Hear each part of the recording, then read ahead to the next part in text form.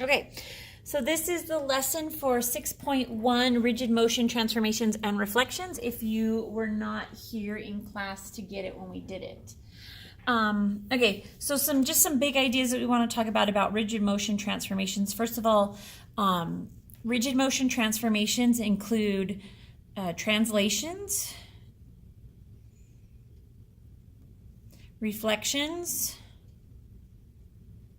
and rotations. Okay, there's another type of a transformation. It's called dilation.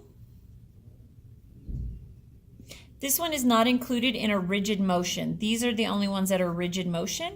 That's because rigid motion means that it keeps the size and shape, whereas a dilation, it grows it or it shrinks it, and so that is not considered a rigid motion transformation. So that's one that we're not going to do any dilations, so I just wanted to make that clear that a dilation is not part of the rigid motion transformations because of the fact that it changes the size and the shape. Okay, so we can define rigid motions as transformations. Okay. These are rules that map or match up one point on the plane to a second corresponding point. Okay. For a particular transformation, all points are treated the same way. That means that, for example, if I have this triangle and it's EFG, and I'm going to rotate E 90 degrees, I can't translate F. Or if I'm going to reflect E over some line, I can't rotate F. These all have to be treated the same exact way. Whatever I do to E has to be done to F and G as well, or whatever I do to G has to be done to all the other points on the object. Okay? So rigid motions are transformations that preserve the size and shape of an object, and we just talked about that up there on the top, okay, or of a figure. The result from transforming an object is called the image. And the original object before its transformation is called the pre-image. Okay.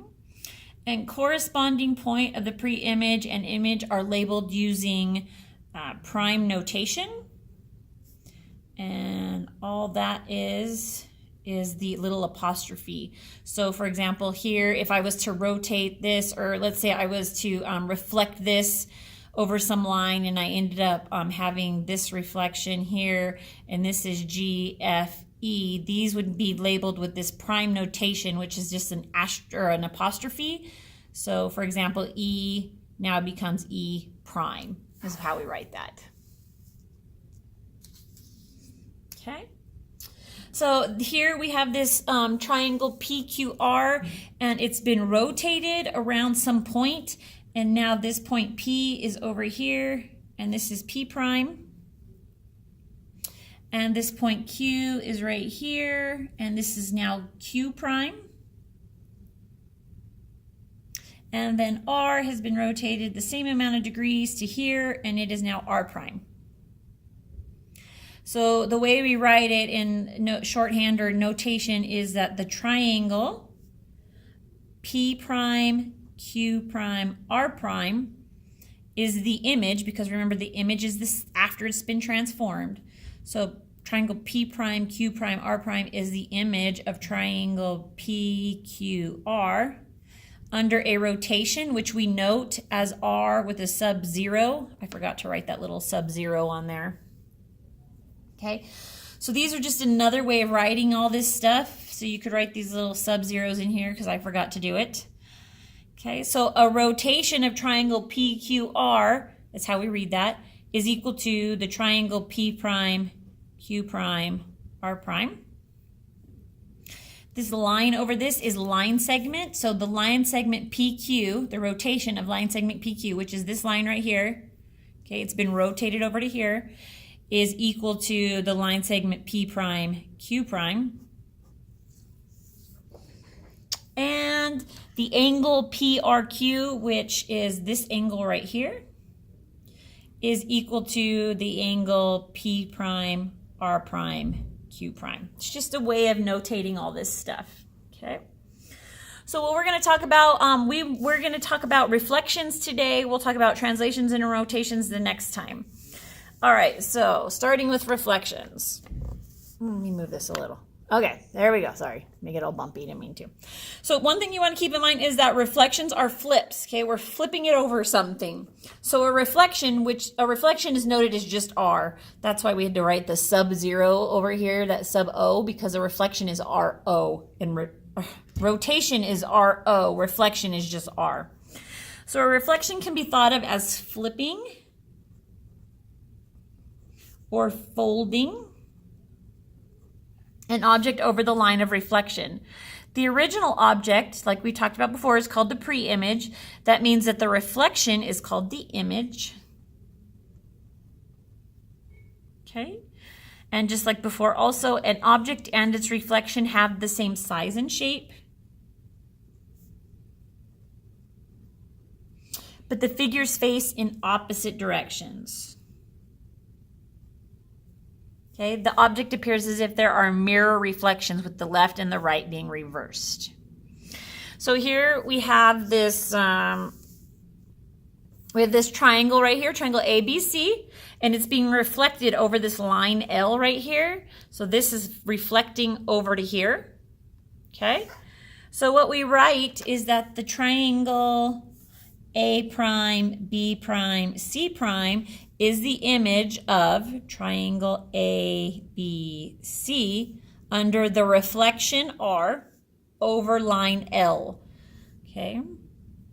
An even easier way to write that is that triangle A prime, B prime, C prime, is equal to the reflection of triangle ABC. That's a triangle sign right there. Okay. All right. Those are just some quick little notations to learn and to remember.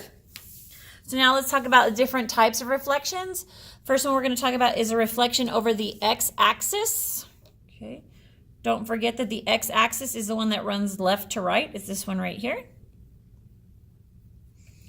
Okay, so when you reflect a point across the x-axis, your x-coordinate will stay the same, but your y-coordinate is going to be transformed into the opposite, and by that, that means that it's just going to change its sign. So one helpful hint is that if you forget the rules of reflection when graphing, simply fold your paper along whatever axis or your line of reflection is to see where the new figure will be located. So for example, I have this triangle right here that's reflecting over the x-axis. I could fold this paper right at the x-axis and it would lay right on top of that other one, okay? But some rules that we want to kind of go over. So when our reflection is over the x-axis,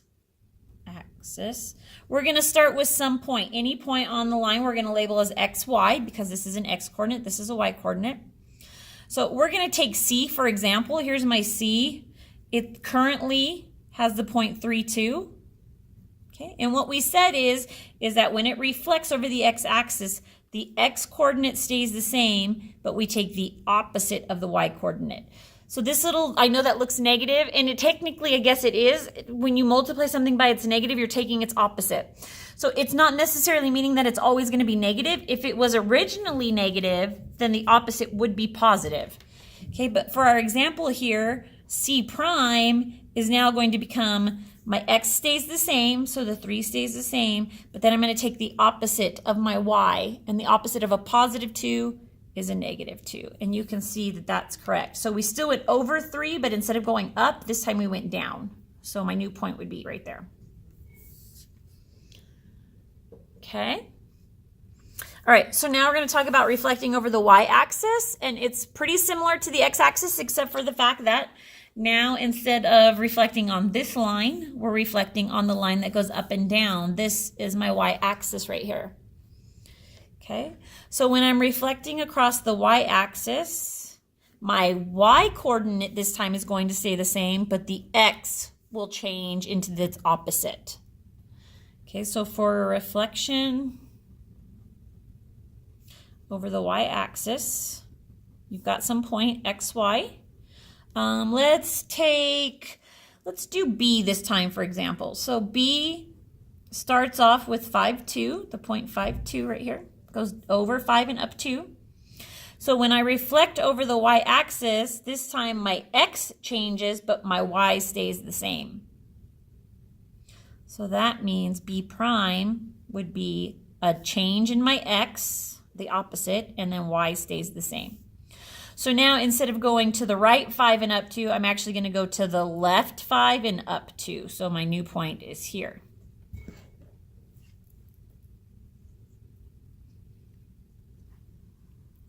Okay. So now we're going to talk about diagonals. So we're going to talk about a reflection over the y equals x line. The y equals x line is a positive slope through the origin of 1. So you can see that this is positive. This is the line y equals x. Okay. When you reflect a point across the line y equals x, the x coordinate and the y coordinate change places. Okay. So we're going to kind of talk about this one first. So when I reflect over the line y equals x, I start with some point x, y. Let's use C as an example on this one. So my original C is the point -5, 1. What's going to happen is they change places. So now my y becomes my x and my x becomes my y.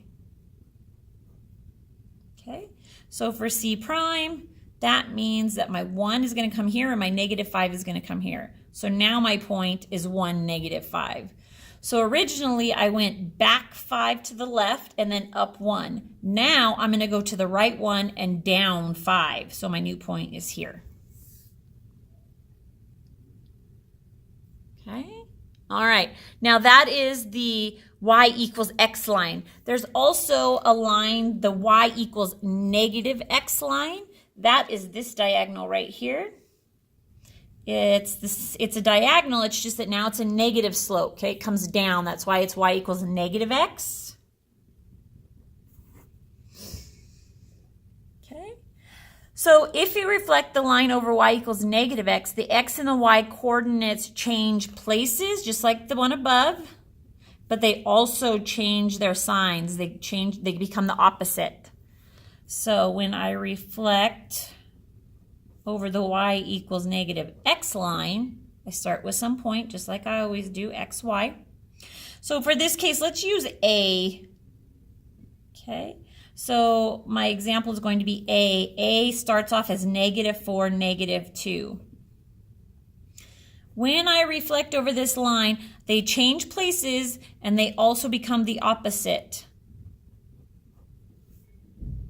So A prime, this 2 is going to come first, but it's also going to be the opposite. So the opposite of a -2 is a +2. And then this 4 is going to come second and take the opposite. The opposite of a -4 is a +4. So this point for this reflection would go over 2, up 4. It would be right here if we had it drawn on the graph. So this one would come over that way.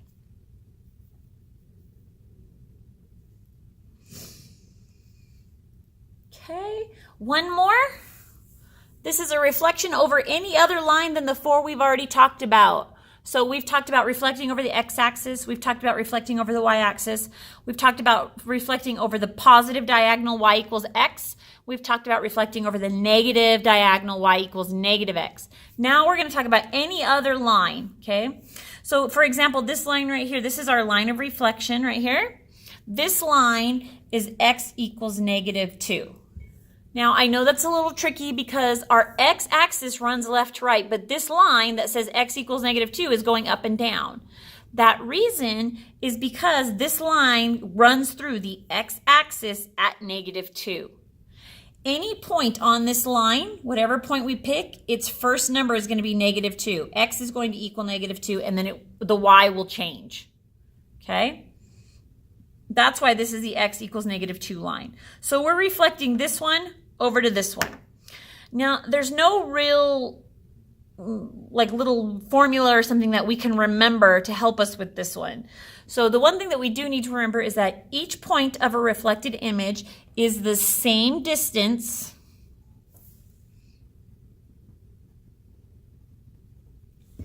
from the line of reflection as the corresponding point of the original figure. What that's saying is right here I have A, okay? Here's my line of reflection.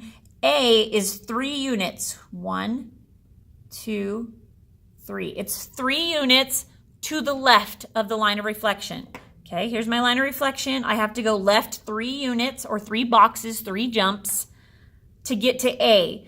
That means that when I need to make A prime, I'm going to do the same distance because it's the exact same distance, except for I'm going to go in the opposite direction. So I'm going to go 3 units right instead, and I'm going to get A prime. Okay, that's what this means by same distance. So the line of reflection will lie directly in the middle between the original figure and its image. This is what we call equidistant. Remember that. Equidistant means that it's in the middle. It's the same distance. So the only quick little rule I can really tell you is to count the units. Oh, wow. I should learn how to spell units. Units from, and this is my abbreviation for line of reflection. If you're not going to remember that's line of reflection, then write it out. Count the units from line of reflection to the pre-image. That's the one that's already there. Then go, so you count that, and then you're going to go move, let's see, what's the best way to write this? Move the same distance in the opposite direction for the image. Hopefully that makes some sense. Probably doesn't.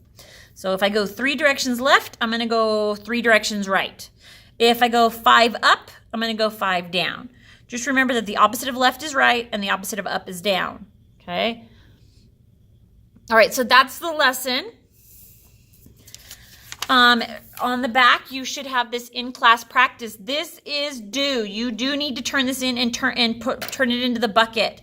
If you were absent, please write absent across the top. You get 1 day to make, well, I guess it depends on how many days you were absent. But if you were only absent for this 1 day, you have 1 day to make it up. And I know that these are really hard to read. They don't have any letters on them. Sorry. This should be A, B, C. This one is P, Q, R. Oh, is this showing up? Yeah. S. So A, B, C, P, Q, R, S. These ones down here. This one is M, N, O. And this one right here is V, W, X, and Y. Okay, so you'll be reflecting these however it tells you. This one wants you to reflect over the y-axis. That's this one. This one wants you to reflect over the x-axis. That's this one. This one wants you to reflect over the line y equals x. That's this positive slope or this positive diagonal this way. And then this one wants you to reflect over the y equals negative x. That's the negative slope, this, or the negative diagonal this way. Okay, just remember the rules.